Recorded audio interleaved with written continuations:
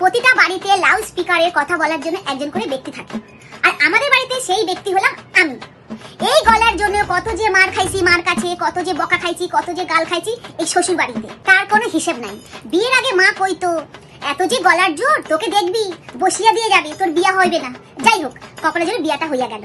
এখন শ্বশুর বাড়ির লোক বলে, কেন এত গলার জোর কিসের? মা কি জন্মের সময় মধু দেয় নাই? একটু মিষ্টি কথা বললে কি হয়? না, আমার মা জন্মের সময় মধু দেয় নাই, লঙ্কার গুঁড়া দিয়েছিল, সেই জন্য গলার এত জোর। না মানে একটু জোরে কথা বলে কি এমন সমস্যা হয়ে যায়? যাই বলো, বলে এত উত্তেজনা হয়ে গেল, একটু আস্তে কথা বলো। পাশের বাড়ির লোককে শোনাচ্ছ? না, পাশের বাড়ির লোককে শোনানোর জন্য আমরা কথা বলি না। বাড়ির লোকেরা এটা কেন বুঝতে চায় না যে আমরা আস্তে কথা বলতে চাই? কথা বলতে বলতে হঠাৎ যেন কেমন জোরে কথা হয়ে যায়, কেন হয় এটাই বুঝতে পারি না। সত্যি বলছি, জানি না কি হঠাৎ কি করে গলার জোরটা বেড়ে যায়, বুঝতে পারছি না কেন যে গলার জোরটা বেড়ে যায়। এই মনে হয় জীবনও ঠিক হবে না।